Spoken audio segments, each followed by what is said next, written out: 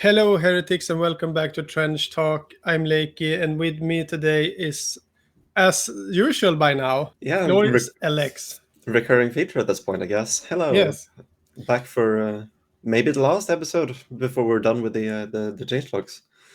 yeah. It only took us 8 hours. Yeah, yeah. Hopefully, we will see after tonight. Oof.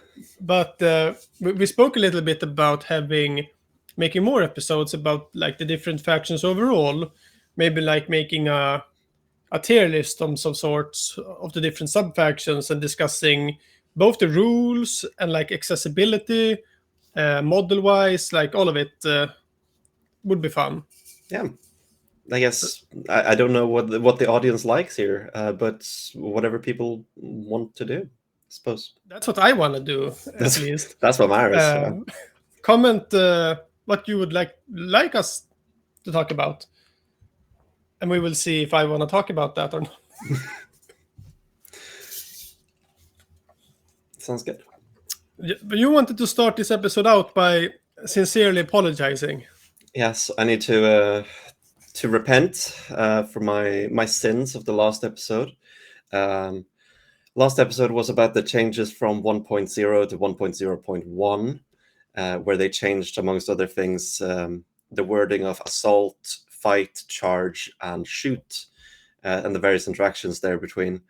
And I made the mistake on Bow of Alamut, and I've already seen it referenced once on the Discord, so I feel I need to put out a statement now and say, I'm sorry, I got the interaction wrong. Um, specifically, specifically the limit on assault, or not assault, but shooting, charging, and fighting now is between shooting and both charging and fighting, which means that since you shoot the Alamut, you end up in melee. You can't fight or charge. Mm. So you're stuck in melee doing nothing. I was wrong on that. It was the original 1.0 actually allowed it, but 1.0.1 then broke it. Mm. Hopefully But soon it'll be fixed. yeah, a quick assault on that. Yeah, yeah, probably add assault to that, and Tormentor Chain as well, which suffers from the same issue. Mm. Mm. So it will be fixed soon enough, I bet. Mm. And this weekend, in a few days, I will be having a tournament in Umeå. We will play 3 games, and we will have 900 UCATs and 8 glory points. But between every game, you have to roll on the injury on every model that got out of action or died.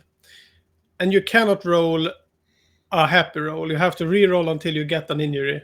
So hopefully some of the models will die and get really bad until game 2 and then the final game, game 3. Because hopefully the games will be a little faster as the day progresses also. And for this tournament, earlier show guest Alex has brought his list, and he wanted a professional to review it. I don't know if I would call it a professional, but I guess, yeah, why not? Let's look at the list. Should I just jump in there? Yeah, let's go. Okay, so the list looks like, and is it up on screen now?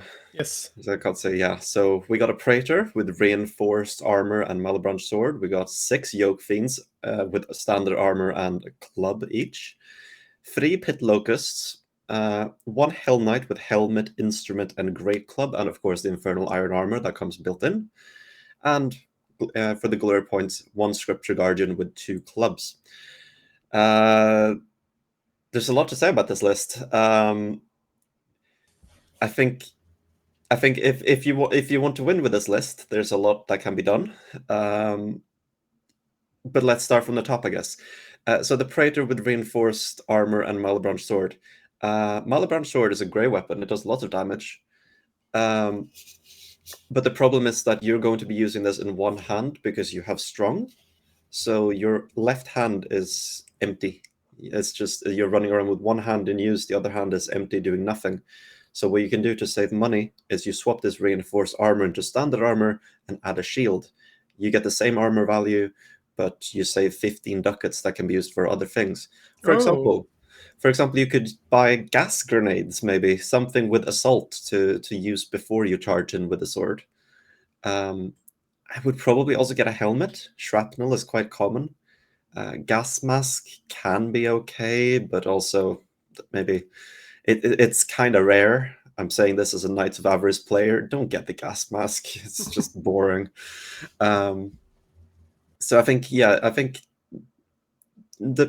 change the Praetor up a little bit. Add a shield instead if you want to stick to this. So If you because he's strong, the two-handed sword counts as a one-handed. Yes, To so clarify. yeah, so you have a spare hand. You can either save money or you can find money elsewhere and put a shield on for a -3 armor model, which is quite good. Moving on to the next section, 6 yoke fiends. That's a lot of yoke fiends. What are their stats? Are they like 0/0 or +1 They to? have +1 melee. Yeah. Yeah. So it's kind of the same problem here, I would say. You have 6 yoke fiends with armor and clubs. Firstly, again, you could turn all of these armors into shield for the same result right now. So then you'd be saving 6 times 5, 30 ducats that you could be putting other things on. Or if you find the money elsewhere, you could put another club on them because, again, they can dual wield that pretty well. Since they have +1 in melee, the first swing comes out at +1 dice to hit, the second at +0. You have a pretty good chance to hit both. So I would do that at least. Again, I'm not going to try to change the list too much, just try to optimize it. You could, of course, do things like blood batteries and well, none of the models that can take Goetic powers take Goetic powers. There's no sin used right now, so maybe there's something to be had there. Anyway, moving on. Blood battery, what does that mean? A blood battery is a community term for a yoke fiend and a torture instrument sitting in the back together with a wretched who's being tortured, essentially. The yoke fiend has an ability torture, which allows it to hit friendly models. Torture instrument allows you to do twice as many blood markers when you cast them. So you hit your wretched, cost 2 blood markers, use these 2 blood markers on Goetic powers, because the wretched is the only model in the court list that can be used for Goetic powers because it's not demonic. Mm. So yeah, you could, if you get one of those, obviously you would have to have something to actually spend it on. So you would have to get something that costs blood on your Praetor or your Hell Knight. I would recommend doing that, if not for no other reason than it's kind of court's thing. Like you have a lot of stuff that just fights in melee right now, but maybe adding some depth would make it more fun for everyone as well. Moving on, 3 pit locusts. A solid choice, I feel like. It's a lot of them. But all of them are great, aren't they? I think the meta players would disagree. The meta players don't love the pit locust generally. Why? They got a buff even. We will talk about more of that later, but They did get a buff, yeah. Generally, I think it's that they don't do too much damage to things that are worth anything, essentially. If something has armor, they don't do a great job against it. If something has a helmet, they don't get to use their shrapnel. And in turn, they have -2 armor, which makes them quite expensive. They're 90 ducats a piece, so it's very easy that they end up dying, and then you lose 90 ducats. It's a lot of investment that you might lose quite quickly. I feel But like their tail spike should have armor piercing. The -1 armor. Yeah, I think why not? I guess it's a piercing attack, right? Could be armor piercing. No, I mean I really like the pit locust. I think it's a cool model. But I think 3 of them is a lot. They have fly and are super fast. They are super fast, but it's like there's kind of a limit on how many things you want to be super fast against. Like, let's say a Heretic Legion warband who has a witch. It's great to have 1 or 2 to try and hunt that witch down, but 3, you might not need that many flankers, like that much speed. You might need some actual. You might be able to put that money elsewhere. This reminded me. Have you seen the series Peep Show? A little bit, not a lot. There's a episode where uh, Free pit J- locust, Alex. That's insane. exactly where Jeremy gets free naan breads Yeah, at the Indian restaurant. Free naans? Are you in? That's insane. that's a classic. Yeah. Yes, moving on. Two models to go. The Hell Knight. Um, I'm a little unsure on this one. I mean, he's a very good model, and I would consider swapping his role with the Yoke Fiend, a Yoke Fiend at least, because the stuff he's been given is a helmet, an musical instrument, and a great club. Uh, so he's running around with -2 unignorable armor and a great club and a helm and an instrument cheerleading for the Yoke Fiends, but I feel like it's the Yoke Fiends who should be cheerleading for him. Hmm. I think that you could do more fun things if you freed up that hand from the instrument, if you instead gave him a shield or another weapon, maybe, because he has, if I'm almost remembering, +2 in melee. He So if also you has give the him, best rifle in the game, yeah, the Ophidian obsidian rifle, rifle. Yeah. yeah, that's a good weapon as well. Um, yeah, I feel like that it's not really using the Hell Knight a lot to make him an instrument carrier here. I would rather see the Yoke Fiend as an instrument carrier. I don't believe I'm forgetting any rule that prevents that. I don't play too much court. Um, yeah, It's a so very cool Hell Knight though with the instrument. Might be the only one in the world. it's a musically talented Hell Knight. I've never heard of one of those before. Fair enough. So follow your dreams. Uh, then finally, I guess Scripture Guardian. Um, there's not too much to say about this. I mean, the Scripture Guardian is a solid model, I think. Two clubs on him. Why not? I guess. Yeah. Um, What would you choose? Like, it's a bitch of a model to put weapons on it also. If you yeah. use the official model. Yeah. What weapon would I choose? Or Yeah. yeah. Uh,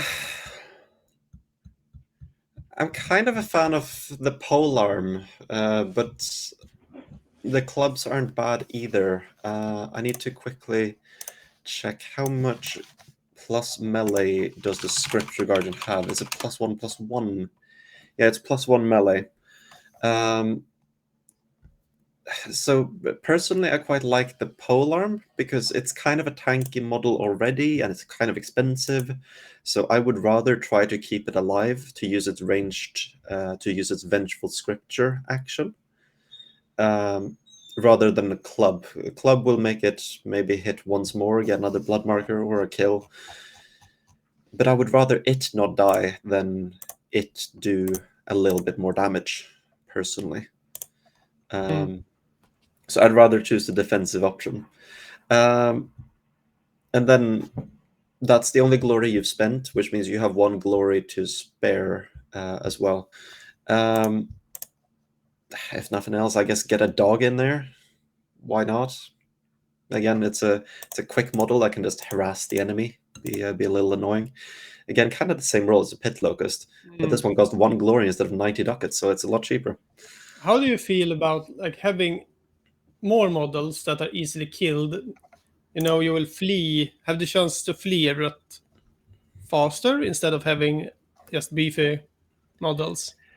Uh, I'm kind of bad at that. I like having more decked out models. Like a lot of my campaigns come out to 6 models or so, which is generally a little on the low side. Generally, you see Mm. 7 or 8.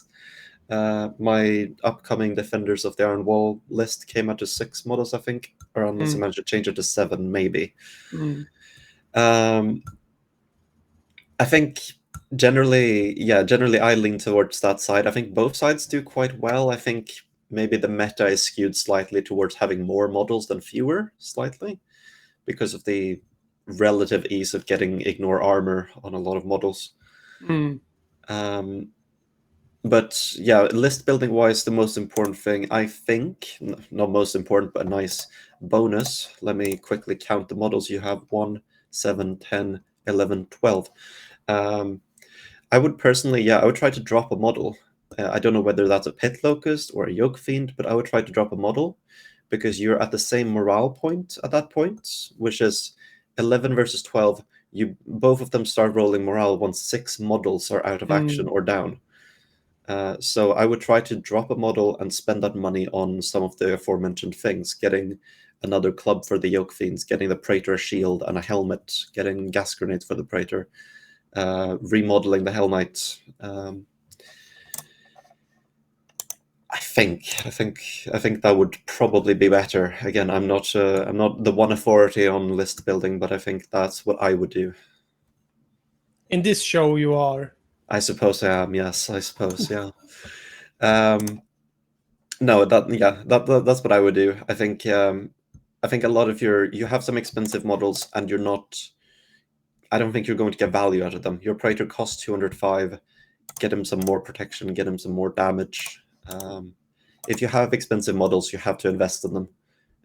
You can't half-arse it, basically. Never half-arse it. Mm. Yeah. Yeah. I'm sure he will be very happy to hear all of these points. Go win the tournament. Yep, go win the tournament. I think I might go with Black Grail actually instead of Red Brigade because another player was already doing Red Brigade, Oh. and it's more fun to show up with something nobody else has. Yes, agreed. So I might be doing a Plague Knight heavy Grail, but we will see. More on that. We'll probably make a video about the event next week. So, and yeah, so we will continue our amazing journey to talk about all the 1.0 changes, and the two factions we have left are the Black Grail and the Courts. Yeah. Are you ready for it? I think so. I've played a little bit of Black Rail, but that was a while back, and I've not played much Court. I've played a little bit of Court, but not a lot. I played quite a lot of Court, but with mostly Hell Knights and the Hunter. No Saint, no Praetor, and absolutely no Sorcerer. Like no magic at all, basically. Only heavy dudes. Mm. But because I thought at the time that the sorcery system was a bit too much to get into for as a beginner. Yeah. It's changed a bit now though, so I will try it out later. But the changes for the Black Grail, let's begin with the Grail devotees. You can have up to 4 in total, and the second devotee costs only 2 glory points instead of what? What does the first one cost? Ducats. Let me Oh, check right. the instance. Yes. So yeah, the full rules is up to 2 models can have up to 2 Grail devotees each. And the limit of 2 is the number of models that can have Grail devotees. Each model can have up to 2. The cost of the second Grail devotee taken for a model is paid in glory instead of ducats. So it's Okay. 15 ducats for the first on a model, 2 glory for the second. What units can have Grail devotee? Any elite Any unit. elite. Yes. So basically, you kit them out. What are the different buffs you can choose from? There's no choice. It's the same. It's the same. So yeah, for each Grail devotee, you get +1 injury modifier to injury rolls for melee attacks made by the model. And it only applies to melee, and not Only ranged. applies to melee. That's a change to 1.0 just now. Yeah, because previously it was any attack, and well, it made some weapons quite ridiculous. Notably, the Locust Spitter, for example, and with the what's it called, the Knight of the Rotten Cross, the ability to steal weapons from other factions. The I will anti buy that. Yeah, the anti-material rifle of the Heretic Legion with a +2 modifier to it. It kills a lot of things very quickly. Is that what I should buy? Is that what you're telling me? I don't see why not. Yeah, I think you should buy a Knight of the Rotten Cross with an anti-material rifle. I think so. Because I was thinking going with the anti-tank sword from Prussia. I don't think you can do that. I think you can't take from variants, sadly. What? I know. What's the point of living then? Yeah, I mean, it's a shame. I think if I'm not misremembering, where are the- Please look it up. yeah, I'll find it quickly. I'll find it. Knight of the Rotten Cross. You can purchase one ranged weapon or one melee weapon from the new Antioch or Heretic Legion's armory tables for this model. That's the issue. The variant weapons aren't in the armory table. Thomas, Yeah, fix this at once. Is it intended? I feel like this is a bug. I uh, I mean, I can't speak about Knight of the Rotten Cross like specifically, but back in the day when the interactions was first being brought up, when Knights of Avarice was the first steal, Mm. um, Thomas was undecided, and then people brought up like lots of examples of, oh, Knights of Avarice can steal this variant thing, and he was like, yeah, maybe we just should block off sub faction materials. Maybe that's easier, Mm. uh, just because True, it that's prevents a true lot of though. yeah, it prevents a lot of unintended interactions, really. Okay, so then I have to use the rifle, I guess. Sadly, yeah, I think so. Hmm. That or something like a heavy flamethrower. I mean, that's pretty fun too. Though it's kind of Yeah. weird for the fire averse faction to be using a flamethrower, but Mm-hmm. you know. Okay. Okay. So yeah, you get more. Back to the Grail devotee, you get more of them now. I think you only got 2 back in 1.6.3, Mm. but they only work on melee attacks. That's the Mm. downside. Um, there is one issue that I guess I would like to just quickly point out with the Grail devotee, which is that, as I said, it costs 15 ducats to buy your first. It costs 2 glory to buy your second. What you can do, because nothing says that you can't move the Grail devotee from other models, is you buy a Grail devotee for one of your elites, you buy one for your second, you move the second to the first. Now you've paid 30 ducats to have 2 of them when the second one is supposed to cost 2 glory. Mm-hmm. Yeah, patch it up, Thomas. Mm. But you can only do that after a game in a campaign, though. Um, Or when do you do it? I Yeah. think uh, I think I'm trying to remember the steps now. I think you do it in the quartermaster step. I think, yeah, you purchase battle kits and you allocate battle kit and glory items and move them around in the same step. So you can do this in the same in one point, basically. It almost feels intended, though. Like instead of having one model with two two buffs, Mm. one which is more expensive, you can just have four, like for four different models. You cannot move. Can you move one sheep, you get one, to another model that already has one? Is that what you're saying? Yeah, yes. There's nothing that blocks that. Yeah, so you can get around the Ah, fact that it costs glory by buying it for ducats and then moving it onto the yeah, second okay. one. Yeah, that doesn't feel intended at all. Yeah, and it also makes the threshold kind of weird, because now does the second one apply, like, does that technically cost glory, which means it doesn't apply to threshold anymore? It's it's strange, and I think I would rather see them not able to move the Grail devotees to patch this Yeah, up. at all. Yeah. Yeah, just need to sell it and rebuy it for another model if that's the case. Mm. Yeah. On to next item, I Mm. think. Um, Quite small, parasite grenades. Now works on models immune to fear. Very cool. Yeah, I think parasite grenades don't see too much play at all. So any buff to them are is quite nice. I when I first made my Black Grail warbands, I quite liked the thought of them, but they're quite difficult to get value out of a lot of the time.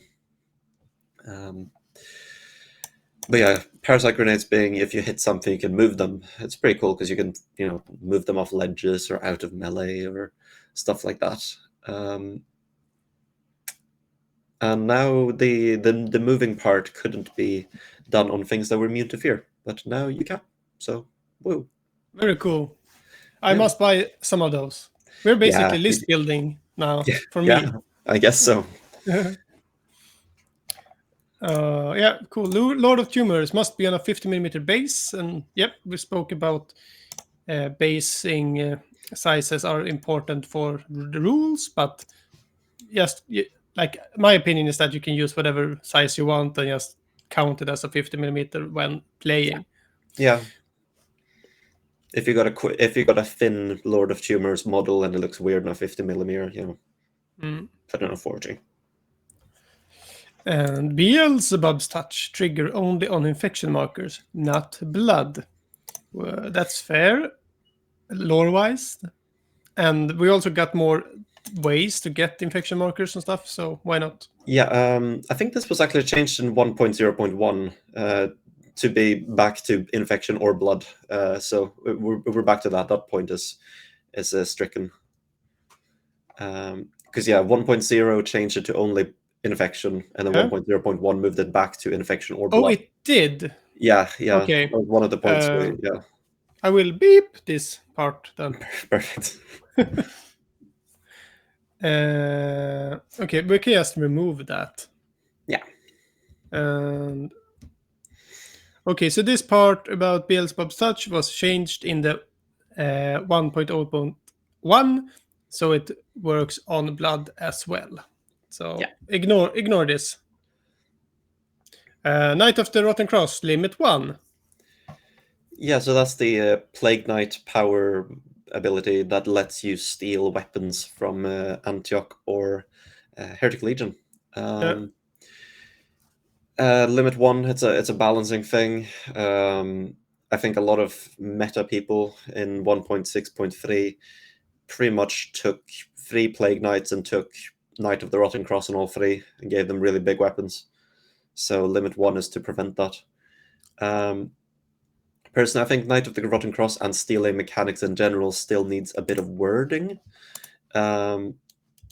specifically on stuff like limits and stealing stuff that's already in your armory. Because yes, any stipulations that apply to the weapon must be followed, so there's no point in taking a weapon that can only be used by a specific model. This doesn't apply so much to Black Rail, but for example, Knights of Avarice and other factions like House of Wisdom might stumble into cases where in previous in playtest rules, you couldn't steal a thing that was already in your armory, and that's not here anymore. I'm not sure if that's intended or not. At this point, I suppose it has to be. But why would you do that? What's the purpose? Is it to it's cheaper that way, or bypass a limit? Bypass a limit mostly. Hmm. For example, a Black Rail has access to a machine gun, but they have amalgam only on their machine gun. So you can steal one from Heretic Legion or New Antioch, and which don't have that limit, and buy it that way instead. I personally think it just gets a little messy tracking. Oh, the Plague Knight has the machine gun parenthesis New Antioch, and it especially gets messy when there's other currencies involved. Like if, for example, Trench Pilgrims. I'm trying to remember if there's a case where this happens, but Trench Pilgrim, for example, has what's it called? They have some machine guns and machine guns for glory. And if they're able to steal and buy Ducat one, and then you lose the model, and wait, was it the Trench Pilgrim Glory one that I lost, or was it the? I just think it gets a little messy that way. Yep. Onwards. Yep. And I think this one is also changed in Yes, the. that's the same case as the Yeah. Lord Ignore of this Tumors. one. It works on both blood markers and Infection markers. Grail Thralls, Overwhelming Horde, no longer capped. And Grail Thralls, Fly Thralls, and Dogs does not have negate gas anymore. That's not true either. That was changed to 1.0.1. Yeah, that was fixed. Yeah, so that was fixed. All like the negatives here are no longer negatives. Wow. Because, Great time for Black Rail. yeah. And infected proboscis can be used by Grail models, trigger on infection markers. What's the change here? I think previously they had a little, mostly flavor rule of a lot of Black Rail rules didn't work against other Black Rail models. And that was removed because it's less fun this way, really, isn't it? Yeah, a mirror match like Black Rail really felt like Nurgle games in Warhammer. Like, Yeah. shoot me now. Like this is. I think I don't know if that's still the case, but especially playing Dirge, I'm trying to quickly check. Playing Dirge against another Black Rail was ridiculously favored in favor of the Dirge player. Yes, okay, kind of. Yeah, no, it was fixed because previously they could take infection markers off any model, which meant that the enemy applies infection markers to your model, and you just use them on your spells. It was amazing. Yeah. So yeah, I'm glad that they're fixing those like restrictions on mirror matchups and other specific matchups like this. I think it makes for a better competitive time, but it also makes for a better time for everyone on the table, really. Maddening Buzz. That's the Herald of Beelzebub ability. Beelzebub, yeah, and now it can be used by Grail models. What does it? Which models? All of them? And it's more used on Grail models, so it affects them before the Maddening Buzz didn't affect Grail models. Okay, I get it. It's yeah, it's also one mirror match. Yeah. Fixed. Yeah. That's Maddening Buzz. I remember it being very good. It's like -1 to hit and wound, or it's all actions within 8 inches, I think, turn oh risky. yeah, Yeah. it's like the Withering Staff that Nurgle has, an aura that just prevents everything. Yeah, it's quite nice, and especially as it doesn't require line of sight. So if you can get it up to like a ruined corner in the middle of the map, and it just becomes this annoying circle around of like, oh, you tried to shoot and you missed. Oh, activation's over. It's quite annoying. Awesome ability. Yeah. Amalgam trample is not restricted to 32 millimeter. It can now trample anything. Yeah. Sweet. Nice Trample follow. is like an extra attack, which you can do after your normal attacks. Yeah, on something that's downed. Yeah. Can freely choose two-handed weapons to count as one-handed, so it's mega strong. Yeah, so previously, what was the previous rule? I think it was Just something one? about. I can't remember. I think it changed a lot. But I think it was also the weapon had to be heavy to use it to one-hand it before, which was kind of weird. But yeah, now it's any two-handed weapons you can treat as one-handed weapons. There is a bit of a question mark on it, on whether it can treat ranged weapons as one-handed weapons as well. Like a machine gun? Like the machine gun or bolt action rifle or any two-handed weapon, really. What does it literally say? Is it can't Yeah, really? that's the thing. Amalgam can treat two-handed weapons as one-handed weapons instead of the one normally granted by the strong keyword. So up until one normally granted by the strong keyword, you think, oh, it's any two. But once it says the one normally granted by strong keyword only lets you do melee. So if it's two instead of one from the strong keyword, it's melee. So there's a little bit of clarity to be had there, whether it's only melee two-handed weapons or ranged. Okay. Just a little bit of text in there would help. Yeah, what I would prefer it being range as well, but what would you? The amalgam isn't great as it is, and I think that wouldn't help or hurt it too much. Yeah. So If that's his unique niche, being able to one-hand a machine gun, that's fine by me personally. It basically is a machine gun. It's not holding anything. It's just Yeah, a fleshy gun. yeah, a bunch of guns. Yeah, A putrid pile of sickness was the word I was looking for. Mhm. Carcass reference. Can take one shoot action per ranged weapon and one fight action per melee weapon. This is the time we can talk about attacking, moving, attack again. Yes, yeah. It can do that as it wants. Yeah.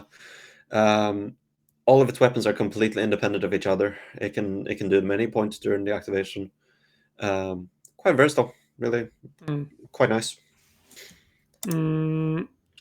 Unstoppable does not work against bases larger than 32 or higher. That's fair then, I guess. Unstoppable is the free retreat, isn't it? Yes, and you don't even need to retreat. It's kind of a weird thing with the rules, strictly speaking. Because the rule reads as such: enemy models that are mounted on a base of 32 mm or less are not allowed to make a melee attack when an amalgam that's within 1 inch of them retreats. In addition, an amalgam can use a normal move or a charge move if all enemy models within 1 inch of it are mounted on bases of 32 mm or less. It's mostly superfluous, really. So it can attack, charge something else, and attack. Yep. It Or, can yeah. it can charge or move out of melee as long as Mm. nothing in melee with it is above 32 mm. Yeah. And if it does retreat, which it only needs to do in the case that there is something larger than 32 mm, then stuff that is 32 mm or less are not allowed to make a melee attack. It's a very specific rule. It's very rare, I think, that comes up, but Mm. the ability to charge out of melee is really nice for it. It really Yeah. doesn't get locked down easily. Plague Blade. Limit increase 2 to 3. What is a Plague Blade? Beyblade. A Beyblade. The Plague Blade is a club that costs infection markers instead, despite being called Blade. It costs 7 ducats. It's a one-handed melee weapon, and the only thing that does is it causes infection markers instead of blood when you injure something. It's quite nice, especially for costing 7 ducats. I think for those that have been in the Trench Crusade for a while, I think if you like Black Grail, you might remember they costed 15. I think it even costed 20 at one point, which was ridiculous for. But does it not grant any modifiers? Like, No, does it have critical? Does it have no, anything? no critical. No, In what way is this good? Well, infection markers are better than blood. Yeah, okay. Yeah, What is 7 ducats for being like a sword? Not worse than a sword. yeah. As I said, it's a club. It's a club Okay. that costs infection markers. I would like to see it get critical just to make it actually seem like a blade rather than a club, rules wise. I think for 7 ducats, it's okay. It's not an auto include, but infection markers are great. Thing to keep in mind though is that infection markers are great until you have your first infection marker on the target. At that point, unless you have a way to spend them, for example, if you're playing Dirge, infection markers are the same as blood. They will grow 1 per turn when the enemy activates, but it's only 1 if they have 1 or 5. It doesn't matter. It's only 1. So the value is in does it have 0 or 1? It's a binary. Yeah. Yes, I remember now. The infection markers automatically grows every Yes. turn. Yeah, when Yeah, the enemy right. activates. That's the thing that's better with That's them. yeah. Also harder to get rid of, right? Yeah, generally, yes. For example, medkit can't get rid of infection markers. You need something specific for it, and it's a lot rarer to get. Cool. Let's talk about the sub-faction, Dirge of the Great Hegemon. Yeah. The bereaved fly thralls can now take ranged weapons, grenades, musical instrument, or troop flag. Yeah. Yep. Yeah, makes them the same really as the the what are they called, the normal bereaved. I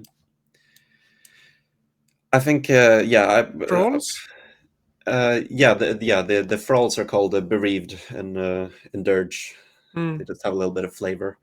Yeah. Um, yeah, I was never obviously like I'm not too experienced in war games and stuff like that compared to a lot of people. So Dirge, when Dirge came out, Thomas spoke about how he didn't want to be able to give the fly thralls weapons because he found flying, the ability to have flying and guns, very strong. I was never fully on that page. I never really understood it. I still don't really understand it. I think that yes, flying is okay, but flying in this game, I mean, it's auto succeeding climbs. Mm. It's not like you're actually flying, as Yeah, you do in other games. we can clarify that a bit. Like with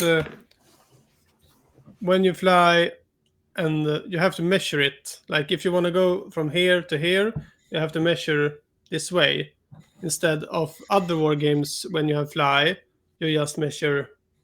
In Trans Crusade, you're more like gliding or like hoovering.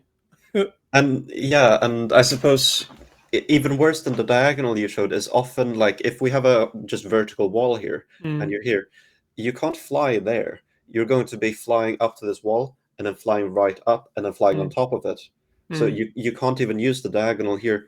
So I think flying in this game isn't that strong. I think flying units often get penalized a lot for the fact that they're flying. Yeah, For example, Thomas. the homunculus of the House of Wisdom. If you take wings, you can't take human hands. You can't get weapons anymore. And because of that, I don't think I've seen anyone take wings really. It doesn't do a lot. At that point, you're swinging like one fist at the enemy, and then you're done. It's such a damage loss. So Mm. yeah. Anyway, back to the flying breed. It's good to see that they can now take guns. I think it's now actually a choice. The fly thralls weren't great before. I didn't like them. Now, well, if I take them, they obviously move faster than the normal Grail thralls, so that's quite nice. Are they 6 or 8 They are 6. instead of 4? Uh, oh, I Yeah, think I think it's 5, isn't it? 5. Okay. Yeah, 5. Yeah, so 5 infantry versus 6 flying is their movement, and then the Grail thrall gets -1 dice to injury, which the fly thrall does not. Okay. So, Hegemon's Will. After a successful action, remove any number of infection markers and command command one bereaved per marker removed. Okay, so it's an action where you remove the infection markers to make multiple activations, or Uh, yeah, to be quite honest, I'm not really sure what the difference is. Yes, before you could do this, it wasn't an action, so you could do it any amount of times per activation, if I remember right. But only each thrall once per turn, if I'm remembering right. Mhm. Um, so I think this is mostly just a change to fit into the new wording of things with the actions. Like making an action, and since you can only do one action, you need to then do it like all of them at the same time, kind Mm. of thing. Um, yeah. It requires now a successful action. It can only be removed from enemy models, and you cannot command them more than once per turn. Um, I think that might have been changed in 1.0.1, maybe. I don't think it requires a successful action anymore. Let's look at it. Because it says an executor or plague knight can take a command bereaved action. If it does so, you can remove any number of infection markers from enemy models. For each you remove, you can then carry out one of the following commands. It doesn't mention a success roll. So I think it's all good on that front. Okay. So strong buffs all the way around for Grail. Yeah, I think it was a good update for Grail, generally, I think. I Mm. think a couple more factions got the ability to remove infection markers. Like, for example, new Antioch's heal abilities. I don't think they could remove them before. That I don't like that. Yeah. I'm mainly a Black Grail player now. Yeah. On to court, I suppose. Yeah, last faction. Yeah. I added a little note on that point we have there because Nice. that was fixed in 1.0.1. Okay. On to court, yeah.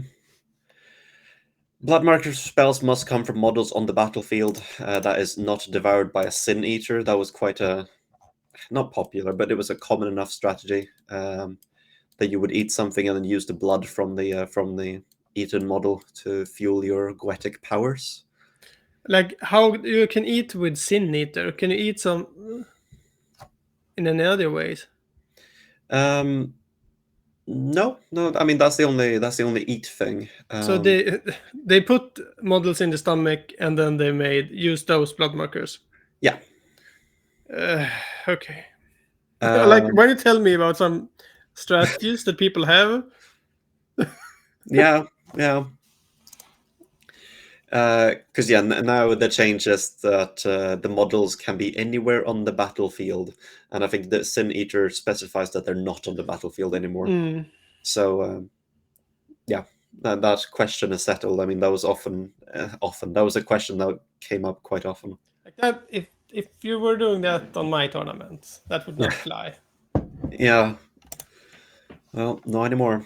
Mm, Um, what else we got? Yeah, there was a lot of change in wording of Goetic spells and abilities, but I think most of it is just clarification. mm. So can just breeze past that, I suppose. Arquebus gains cumbersome. I mean, it's Okay. it's a very small change. Yeah. Uh, to be honest, I'm not even sure. I'm not even sure it does anything. In reality, cumbersome weapons with this keyword require two hands to use. They already require two hands, even if the model has a strong keyword. It's a ranged weapon, so it wouldn't care about that. Yeah, I don't think the cumbersome really does anything. Like, it can be used as a two-handed melee weapon, but I don't think that was ever able to be used with strong anyway, because it's specified two-handed and it wasn't a melee weapon, it's a ranged weapon. But whatever, it has cumbersome. I don't think it does anything, so I don't think this matters. Yeah. Yeah. Maybe in stealing other factions somehow it Yeah, fixes something. who knows? I'm sure there's something. Um, this is a general buff to incendiary ammunition, but they have it, so I guess let's talk about it here. Incendiary ammunition, like all the ammunition types, can be applied to any ranged weapons, Mm. um, including Serpent Assault Gun. However, this was changed in 1.0.1, so it doesn't include Serpent Assault Gun anymore. Okay. Because remember, like the ammunitions can't be applied to things that basically have a bunch of keywords. What was it, like blast, Yes, yes, yes. fire? Yeah. So since that has gas, it's out. Yep. But you can put it on. I'm sure there's something fun. Shotgun. Yeah, shotgun. That couldn't be done before. Blunderbuss. You could put incendiary ammunition on your blunderbuss if you want to do Joke that. fiends with blunderbusses. Yeah. Yeah. And of course, there's a bunch of stuff with envy. The sin envy allows you to take a ranged weapon from other factions. Mm. So you could take a machine gun and put incendiary ammunition or something on that. So Mm. yeah, Slave Master ability range increased to 18 and line of sight. Can target all yoke fiends, not just friendly ones. That's very interesting. Like I bet it didn't had to have line of sight before. yeah.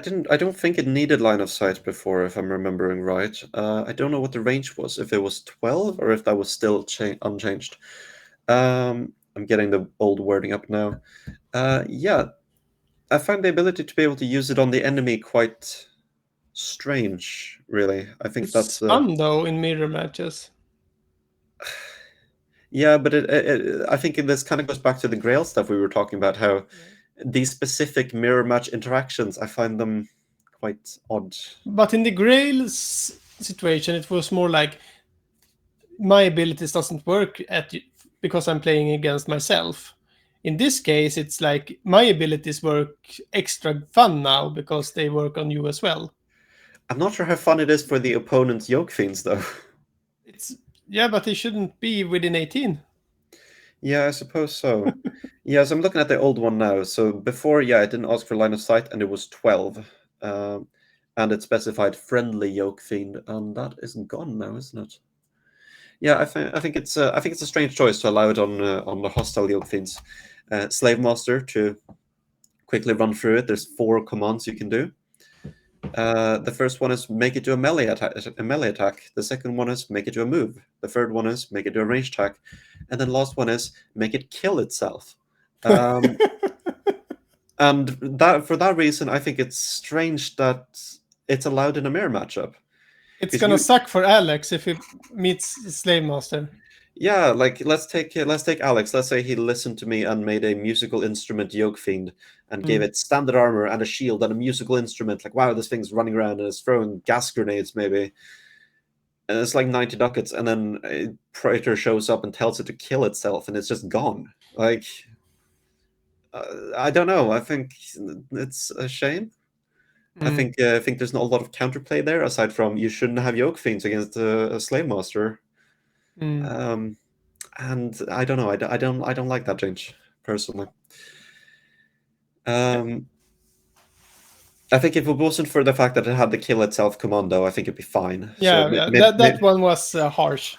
yeah, so maybe specifying that, like making it do a melee attack against someone else. Uh, that's still on the That's range. fun. That's still on the range of fun, I think. Yeah, Hmm. but just straight up killing an enemy model with a free No, action. no, I That's agree. a bit much. Yeah. I agree. Right, onwards. Sorcerer. Okay, so this part got fixed at least, if I'm remembering right. So let me go down to the sorcerer, make sure I'm reading the right thing. So yeah, sorcerer can have up to 3 Goetic powers. In addition, it has the Blessing of Serpent Moon Goetic spell, which is taken at no extra cost. 1.0, it had to take Blessing of Serpent Moon, but it also counted to one of the 3 limits. But this was changed in 1.0.1 because having the sorcerer essentially having 2 choices of 3 was kind of boring. No, it doesn't count. That's one of the choices anymore. Yeah, Yeah. it's just free, which is good. Then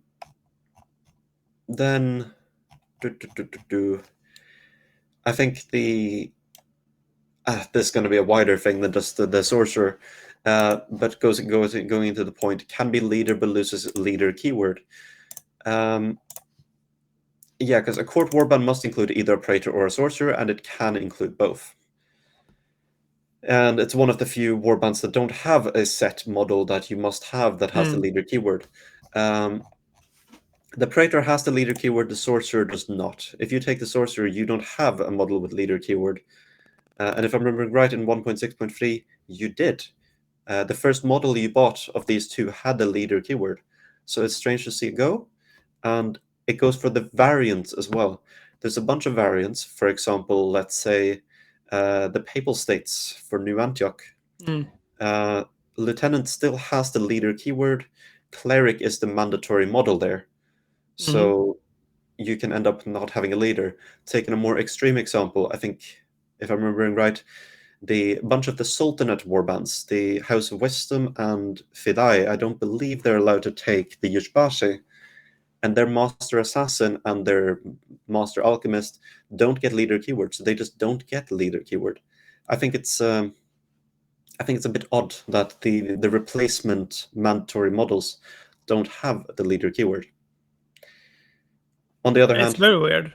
yeah, on the other hand, Troop Flag now gives a leader keyword, so it's still possible to get, but I think it's not needed to penalize them. It makes them feel weird when the leader keyword represents, them being a leader, and the leader of these warbands is those models, so let them have the keyword. Onwards. Yes.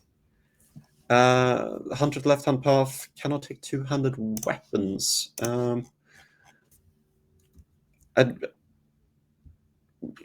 I mean, it kind of couldn't before anyway. I suppose I'm not sure how this would interact if it did get strong through the campaign. Um, Then it probably could. yeah, I suppose so. Yeah, because before and now it has the bow of leaf, which means Mm. that it only has one arm available anyway. So Yeah. in reality, it couldn't before either. You could buy it but not use it. Um, Can you grow an extra arm somehow? no, I don't think so. No, I don't think there's any campaign result or anything like that. Um, so I think, yeah, should be Yeah. all good. And the spell can be used on any terrain, allows out of sight charges with a risky action. Yeah, so The the spell is the teleporting spell we're talking about. yes, the left-hand path. Mhm. In Uh, what way does it allow for line of sight out actions? uh, so it now reads at the end, if it is cast as part of a charge, the spellcaster must still start the charge within 12 inches of the target model, Mhm. and you will need to take a risky success roll for the spellcaster if they do not have a line of sight to the target model. Now, I'm kind of curious about whether this line was in 1.6.3. I would like to check this quickly. Don't Um, think so. if it is part of it does not take, but still selects the target as normal, line of sight within 12. So the wording has changed. So that's probably enough to qualify as probably intended to be able Mhm. to make these out of line of sight charges. So hey, it's like the only model that can do it at this point, I guess. Um, yeah, it's a little strange because rules was written like if you want to be strict with it, it kind of still can't use that because if it is cast as part of a charge, so the charge must be done first, is what it's saying. Mhm. Like you do the Mhm. charge and then left hand path, but you can't do a charge on someone you don't have line of sight to. Mm. So this would never Uh, come into play. I understand Yeah, like what you're getting at. yeah, the strictest like I don't know. I think there's something to be clarified there. But Um, if you make the ability, you can make the ability right whenever you want, and if uh, you do the ability, you get into line of sight with something, and then it's suddenly a part of a charge. well, you cast a spell when the spellcaster moves into contact, so you need to be moving already. Um, so y- It can't just start at the like if it's standing beside something. I don't think so. I think like when it moves into contact, I think personally I read that as it needs to actually move. It can't be in contact already. Mm. I think it would be written differently otherwise. And then it Thomas, says if you do so, you can interrupt the spellcaster's move, which further like it's part of the move. You make the move. Part of the move is you do the left hand path. I don't see a way rules is written to use the charge right now. If you want to be strict about it, do we want to be strict about it? I think that's up to each table to decide. I think there's enough pointing at the fact that it's supposed to allow non-line of sight charges that I would say yeah, do it. Yeah, But I've also seen enough questions in the rules chat to know a lot of people won't. Uh, so yeah. But imagine that you're the supreme leader of rules. yes. What's your verdict? Oh man, the supreme. Okay, so I can't have any nuance here. I need to say yes or no, basically. Like, there's no. I mean, reasoning. I think there's enough pointing at the fact that it's intended to allow non-line of sight charges that I would say yes, you can do that. You heard it here first. The left hand path can do those charges. Yeah, and the other change to it, just to not brush over. Um, previously, I think you could only teleport from or teleport into or both stuff that was as large as your base. That restriction is gone. It's now any terrain piece. Was it? I don't remember that thing. Yeah, I think if I'm not misremembering completely, Yeah, you might be yes, right, but when it moves into contact with a piece of scenery at least 2 inches wide, even so, it need to be 2 inches. I Uh, think that's okay. Whatever. It's whatever. In a way, I think that this is also because I think terrain piece, if I'm remembering right, has been strictened to like what it is. Like it's now more defined what a terrain piece Hmm. versus scatter terrain piece is. So Hmm. I don't think you can use this on scatter terrain. You need to actually use it on terrain piece, and a terrain piece is going to be large enough, basically. I Okay. think that's the reasoning. Hmm. Onwards. The pit locust can now make always makes two attacks. It's not a risky action as Uh, was it, before. Or no, it was only during charges before. yes, yes. Hmm. I think does it have anything to do with a charge anymore? I don't think so. No. No, I don't think so either. And that just it's a 50% increase for the model. I feel like because you charge something, made two attacks, maybe survived and got to attack once, but now you get like at least one more attack if it survives. Yeah.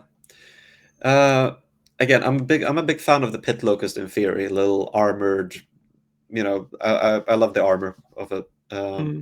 I don't love the demonic face. I'm not a fan of the brutal demonicness of it, but I'm a fan of the armor. Uh, so for that reason, I like the pit locust. So happy to see a buff to it. Again, Yeah, I still don't think it's a great model, but it's good. yeah. It's good to see. Speaking of great models, Desecrated Saint, a bitch to paint. That one. Oof. Let me tell you. Can make a fight action with each weapon. So it's the same as the amalgam. It can fight and move. Yep. And the aura of lust range has been reduced to 4. I'm not sure what this does. The Aura of Lust, if I'm not misremembering, removes armor from everything in range. What? Oh, that's the sickest thing I ever heard. If an enemy model within 4 inches of this Desecrated Saint is wearing armor that does not have Impervious keyword, you can negate any of that armor's keywords or special rules if you wish to do so. That's the best thing I ever heard. Oh, it's pretty good. But basically, I hated painting it so much that I never ever played it. So I haven't looked at auras too much. Yeah. Like I have spoken about every faction like 8 months ago, so I don't remember everything. But yeah, Yeah. cool. Good that it's been reduced. Then it shouldn't be that large It's a very because it's a it's a very strong ability. Yeah. yeah, and it's a very large base as well. So Yeah. Wretched can take any battle kit up to 10 ducats, including ranged weapons. Yeah, this is the thing. You can kit them out with shotguns now. Yeah, yeah, shotguns and gas grenades I think are the two popular choices. Shotguns because they have -1 ranged already, and the shotgun makes up for that and actually makes them hit.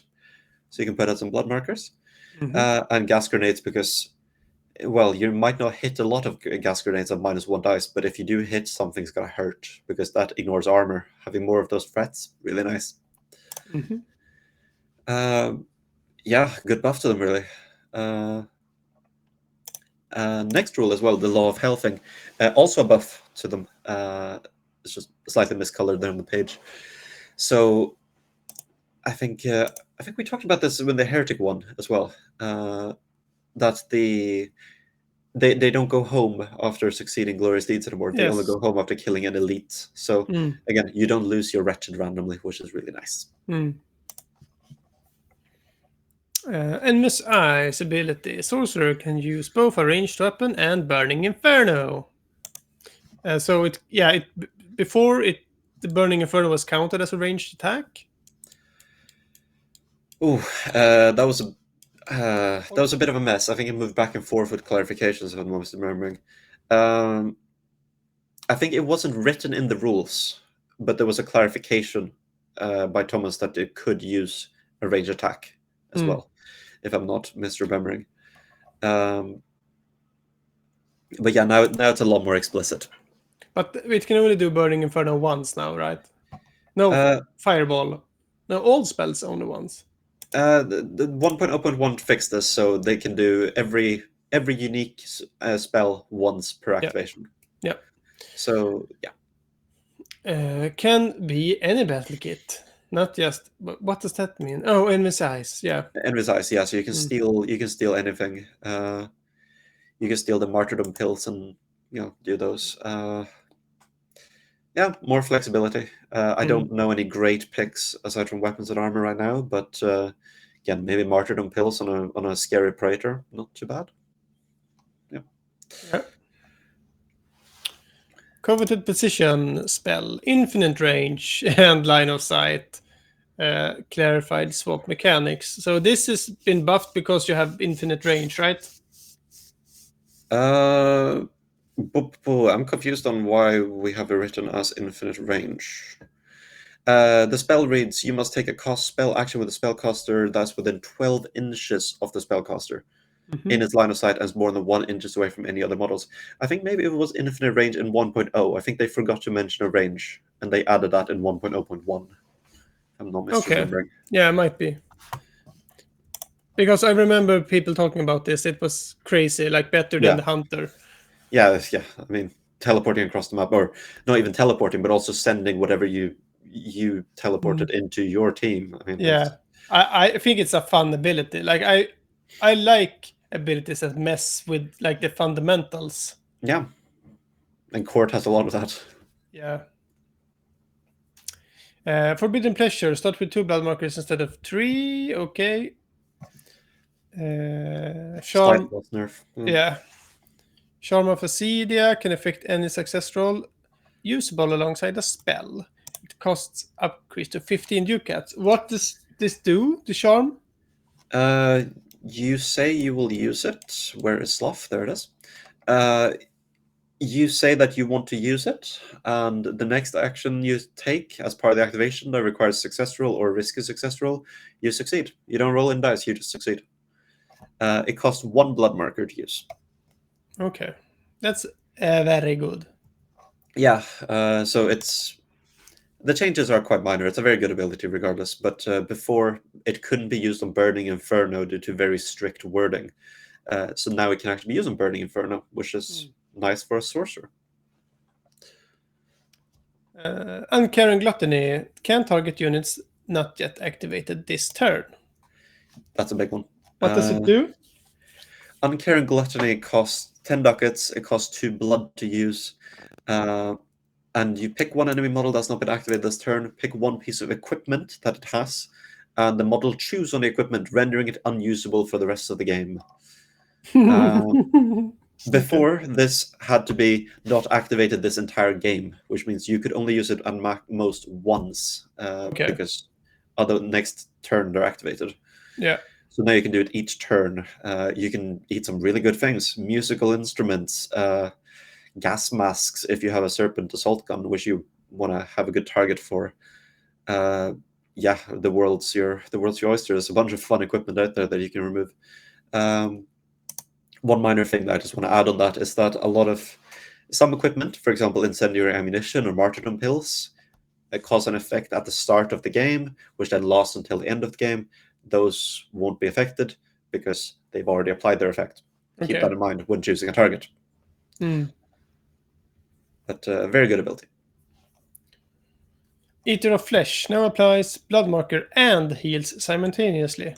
That's nice. Really good. Again, it was a good update for Gluttony. They got a lot of good stuff. Yeah, so Eater of Flesh is after making a melee attack from model with his Goetic ability, remove 1 blood marker from the model for each blood marker that is placed on the target model as a result of the attack. So previously, if I'm remembering right, when you cast a blood marker, you could choose to not cast that and instead remove one from yourself. It wasn't very good because you're giving up the ability to do damage, essentially. Mm. But now you cause the damage and you remove one from yourself. Really good. Makes them really good in melee. And Black Heart is reduced to 5 from 15. The greed thing, yeah, it makes them. Cast a spell for 1 blood before taking a success roll or risk a success roll. If you do, add +1 dice to the roll. And next to Charm of Acadia, it doesn't do a whole lot, but +1 dice to any roll is still really good. Yeah. So that's it for the court and the Grail. That's it for Court and Grail. The Grail got a lot better. The court got, I don't even, bit better as well. I think better. Yeah, they got More a lot of varied at least. yeah. I think Some of the synths especially got some nice buffs. Good time for gluttony. Not so good for lust. Pretty good for envy. Yeah, I think I'm thinking good patch. So next and last thing are the mercenaries, and that's pretty a huge thing. What changed here, like that they can be promoted to elite. Yeah, I think we touched on this before, didn't we? Mm, Um, that personally, I'm not a huge fan of it mm, because I like mercenaries being this set thing. constant factor. Yeah, you Mm, come up against this model, you know what it does, nothing more, nothing less. mm, And this changes that. I'm also scared of rules interacting weirdly, but again, I've not really discovered anything such, so I might just be overly paranoid. mm. And it may roll on trauma table yeah, so Yeah, that's yeah, that one is weird because it says that mercenaries roll on trauma table, but that's for elites. So is it only when they're promoted? It's unclear. But mm, I guess so, yeah, actually. um, I would say it makes the most sense, but it might also be intended that even if not promoted, they roll on it because I think one piece of feedback or complaint that I hear relatively often is, "Oh, I just spent 5 glory on this thing, and then I rolled badly, and now it's gone right away because I rolled a 1 or a 2 on the Mm. injury." So giving it always elite trauma table might be a way to fix that, but I don't know if it's intended. I don't. Yeah, but like those kind of complaints, like, oh, I had bad luck, change it for everybody. Yeah, Like that's the part of the fun. That's the part of the yeah. excitement. I just think that it could be intended because I hear those, Mm. like there's Yeah, room to use might that. I be. don't know. Yeah, it's hard to say. Yeah, Yeah. Uh, Hopefully we get a clarification. Sister of Saint Cosmas. yeah, it's got a new name. Uh, They shared the same name, and I mm, guess separating them is good because you can yeah, balance them separately if needed, kind of thing. yeah. And this one is a little bit better, right? Uh, I believe they work the same. I think they both have the +2. Let me double check that quickly. Yeah. Yeah, they both have +2 dice on the med So kit. they still are the same. Yeah, I think the main difference right now is that combat medic cannot be changed. Sorry, combat medic can be changed. You can change the battle kit. You can now give them Mm. rifles and stuff like that. Sister of Saint So Cosmos. the glory one is worse in every way then. Yeah, I guess. I don't like that at all. I'm not sure what to think about the medic. I feel the mercenary one should be special. It should have different rules, different everything No, for no, being a mercenary. I can agree with that. Yeah, I think especially because New Antioch. No, New Antioch cannot get this one. It's only for trench pilgrims. But yeah, I'd still like to see something unique about it. Something trench Yeah, pilgrimy. Now that it's a trench pilgrim only. could also like be a mercenary for Sultanate, Heretic Legion. Yeah, like just make your own version of it, if you know what I So mean. instead of making a specific Sister of Saint Cosmos, make it more combat medic and actually just flavor it however you want for Yeah, your warband. yeah, like the with the scroll, the Scripture The Guardian, like the scripture. Scripture Guardian works on every faction. Mm. We need more of those. Yeah, I think a lot of warbands lack mercenaries, so having more options is always nice. Yeah, and it doesn't have to be like super good. You should just be able to pick it. Yeah, Yeah, and the combat biologist. I made a review of that unit a few weeks back, and is it in? It's in the rules now, but it always was kinda yeah, anyway. So, but it's a fun. It's fun that it got in just from the Mag 28 thing. yeah, yeah. I think it's a cool unit. I've yet to try it personally, and I lack a model for it, but I'm sure I'm going to fix that at some point. Going this campaign, I want to get one. Mm. Uh, and I think one thing that changed with it compared to the old version from 20 meg is that it now has gas grenades. I think it Yeah, didn't have gas grenades before. So I think it's a pretty solid choice for three ducats personally. Sorry, yeah, yeah, free glory. yeah. It's cheap for that. Yeah, especially for since it's recruitable by New Antioch and Iron Sultanate. Iron Sultanate doesn't have too many mercenary choices, so I think having that is nice. Yeah. And the Witch Burden is now elite from the start, which is fun. You can roll cool abilities on it. Yeah, it's good and bad. I mean, you can get abilities for it, which is really nice. But you also in every campaign you have a limited amount of elite slots. So you could come into a spot where the Witch Burner is blocking you from promoting a model that you want to promote, or Hmm. recruiting a model even that you want to recruit, which is less good, obviously. Yeah, that's true. I suggestion to change like mercenaries does not count. Like mercenaries does not count towards elite limit. Yeah, could be something like that. Yeah, I don't really know, but yeah, I think something like that could be positive. Hmm. Yeah. Observer clarified Eye of the God reroll mechanics. What was confusing before? Let me make sure that it's the thing that I think it is. Uh, yes. Okay. Uh, I think it was you can. So it now reads: you can reroll failed success rolls and risky success rolls for an observer. If you do so, and any of the rerolled dice show a one, then the roll is treated as a failure. The Hmm. observer is taken down, and one blood marker is placed next to them, and their activation immediately ends. Yeah. Um, I think the ambiguity before was that it didn't say any of the rerolled dice show a one. It was something like if any of the dice result is a one. So it's unclear. If I'm rolling 5 dice Hmm. and I'm taking the best two, and one of the lower show a one, do I still count that and I get downed? Or do I ignore that because it's still best two? Now, this scenario makes it clear. You look at all five. If any of them say Hmm. one, you're down.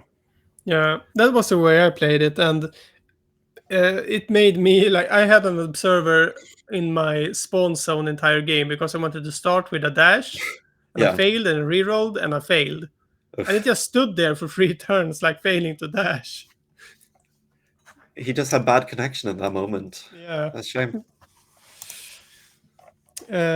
Sin Eater gains demonic keyword. Fair. Combat helmet. Fair. Devoured models lose abilities, weapons, and cannot be affected externally. Very good. Uh, the Sin Eater is a very cool model. I love it a lot, and I love the eating thing. But when he is puking, Uh, if I remember this correctly, he cannot puke stuff like from ledges, and I hate that. uh, good question. I don't think I've ever tried to puke someone down a ledge. I haven't really looked at it too much. Purge action. If the roll is success, deploy it within 1 inch and place it down. If this is impossible, it remains inside the Cineater. Yeah, I think you gotta Yeah, place it on a valid spot. Yeah, I think so. and that sucks to me. Like that's a cool tactic, like eating something then out of a tower. Yeah, yeah, I could see that. I don't. Yeah, seems a bit restrictive not to allow that. Really. Uh, yeah, balance wise, the addition of demonic to it is very big for court. Court players really loved the Sin Eater before, and Mm, now I think they're a lot more lukewarm on the idea of having a Sin Eater mm, because it was a -2 armor model that you could constantly heal, or you could even use the blood markers off of to use your abilities, making it very tanky. Um, why does it feel like court players are like the game glitchers of Trench Crusade? Well, that's the entire faction, isn't it? Like Ophidian Rifle, you get to ignore cover and long range and turn into an advantage. They are the ones that twist the rules of the game. That's what the court is about. So I don't think Yeah, we should be but surprised the players do as well. okay, yeah, Uh, fair. Okay.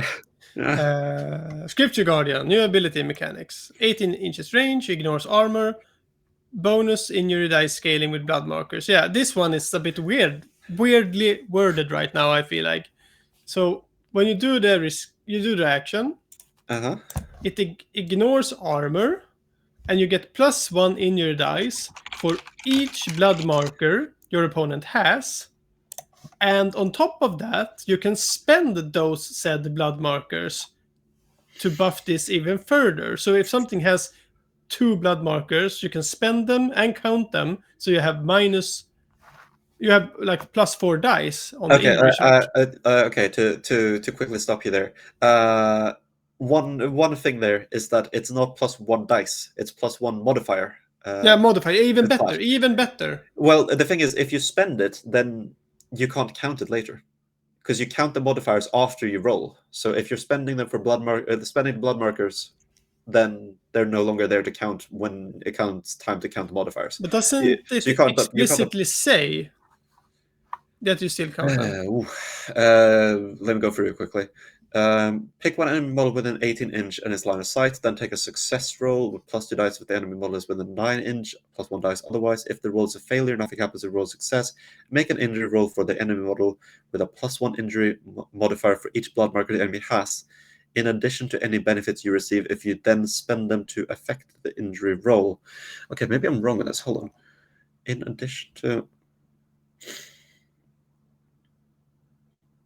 I suppose it is. I'm not really sure. I haven't looked at this after it changed because I think that was before how it was ruled. But okay, you said it was weirdly worded. I think I agree with you because I'm not making sense of this on first read. +1 injury modifier for each blood marker the enemy model has. So it has 3, and then I'm spending 2. In addition to any benefits you receive if you then spend them to effect. I mean, that time-wise says that you check the injury modifier and then you spend them. So, yeah, I guess if they had 3 and you spend all 3, you would get +3 and then +3 dice as well. I suppose so.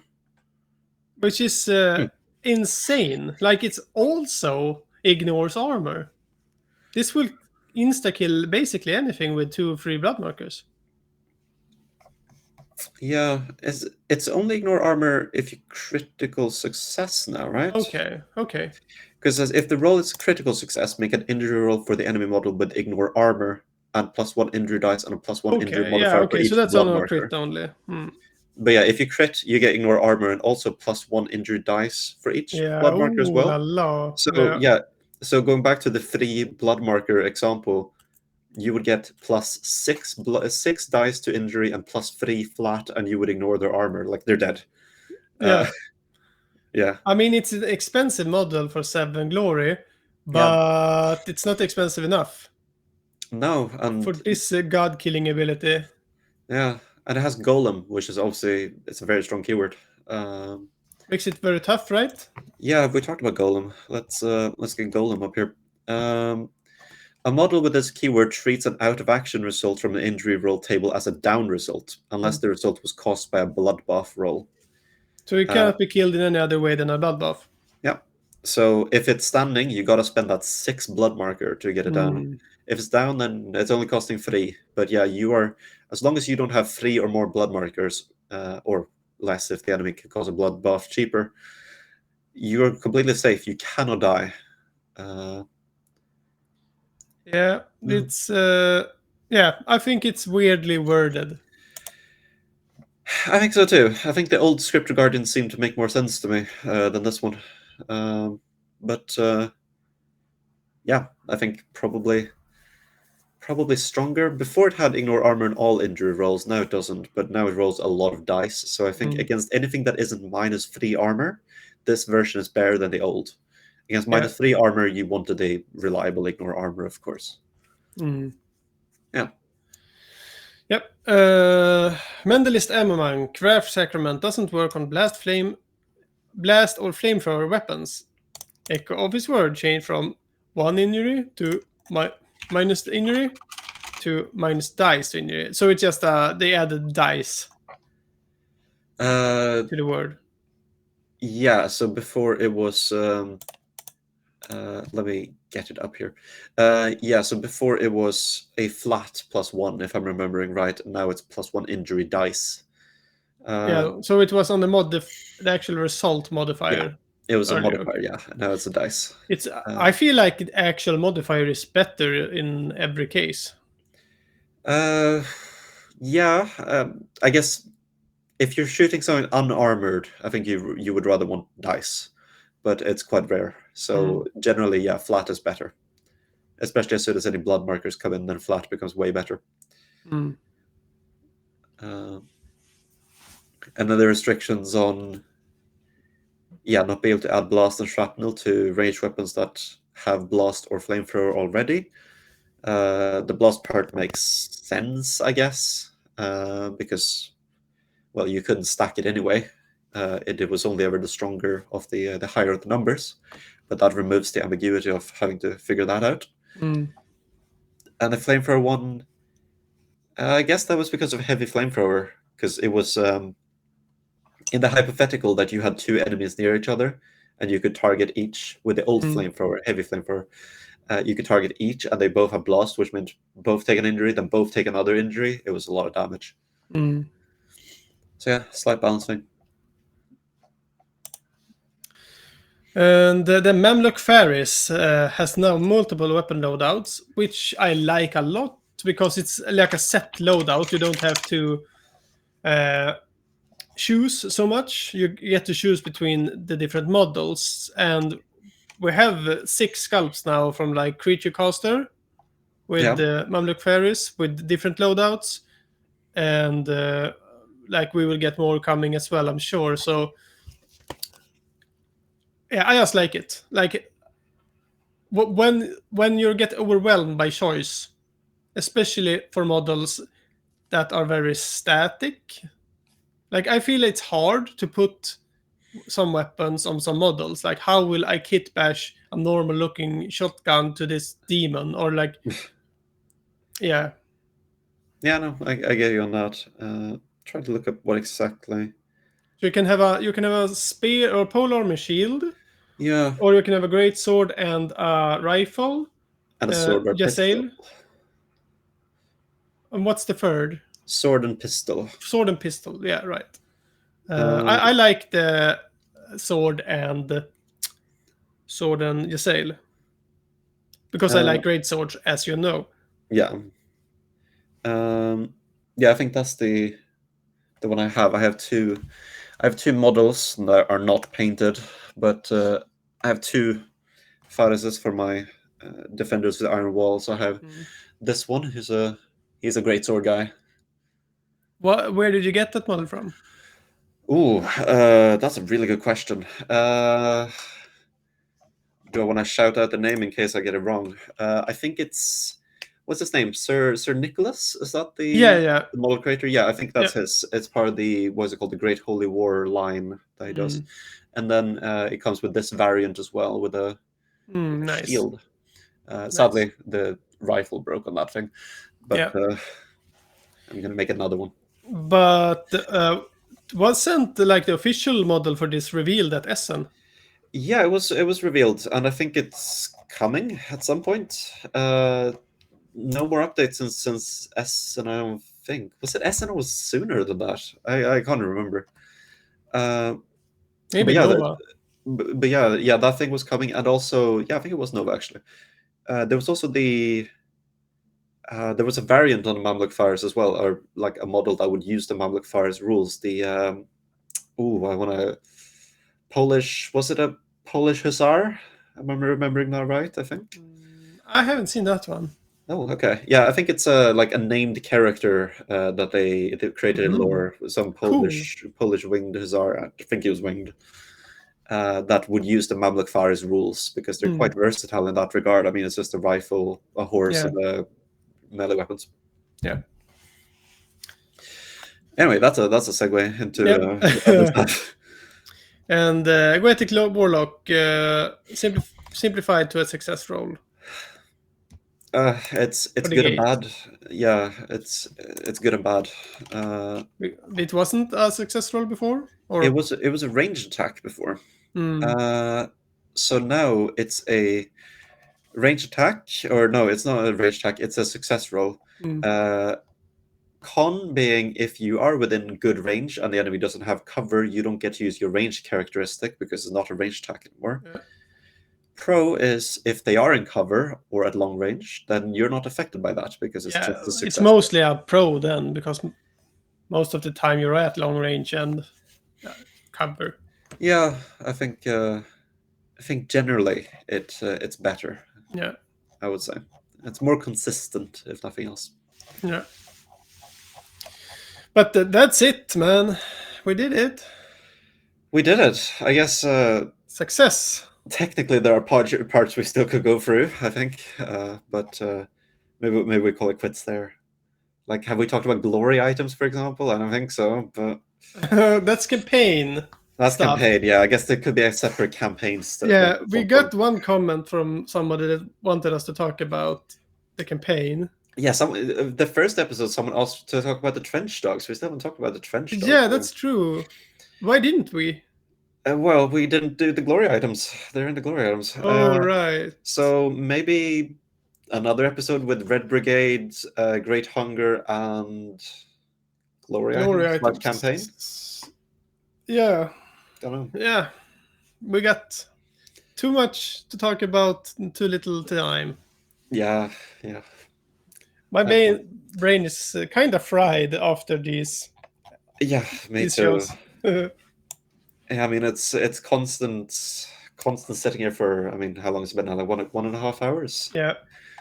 Just talking and thinking and reasoning. Ugh, it's awful. but yeah, I actually got some playing to look forward to this weekend. So I'll get back to you once I make my grey list. Yeah, sounds good. I'll take a look. I've Yeah. got Will about you do anything fun? uh, not trench crusade related. I need to paint because again, my campaign starts in a bit over 2 weeks, I think. Hmm. So, for example, yeah, I've got my bull here. He's supposed to be in the starting list, and he's not painted. He's got a bunch of white still on him, so I've got to work on that. And then my sapper, got to work on that. So I think I've got to paint. I think that's my priority here. Who else am I missing? Oh, the Alchemist as well. I need to reprint my Alchemist as well because I realized last time I played, when I played with it, I realized it lost an arm. It's Oh one. no! Which, to But be fair, hmm. I might keep it around, and if I ever roll lost arm Yeah, on the injury, I'd bring this out. dip it in blood. Yeah, I think to quickly go into 3D printing. This is why I don't like resin models. They just break. They're like glass. They just shatter as soon as they touch anything. Yes and no. Depends on the Yeah. resin. It does depend on the resin. Yeah, sadly, the resin that And my models are made of is brittle. also, like if you cure them too long, they become brittle. I kind of undercook my, like if it says 10 minutes, I do 5 minutes, and they are quite bendy then. Okay. Yeah, Uh, I'm not part of the process at all. Like it was mm, someone else who made them for me, so I had very little input and very little insight into what actually is like. I just know that my things shatter when they hit the floor, and that's yeah, sad. yeah. I know of the problem, but I haven't had it myself for a while now, and I think it's due to that Yeah, because I haven't changed resins. I just changed the curing times. yeah, fair enough. So that was my hobby tip of the year. Undercook the resin. Yes, but they shouldn't be sticky. But you know what I mean. Yeah, Yeah. So thank you for tonight. yeah. Thank you. We're almost through it. Just a little bit more, and then I'm sure 1.0.2 drops, and then we need to go through that as well. Yeah, and more fun time. Yeah, Endless fun time. never ends. Have a good one. Thank you very much. Thank Have a you. good night.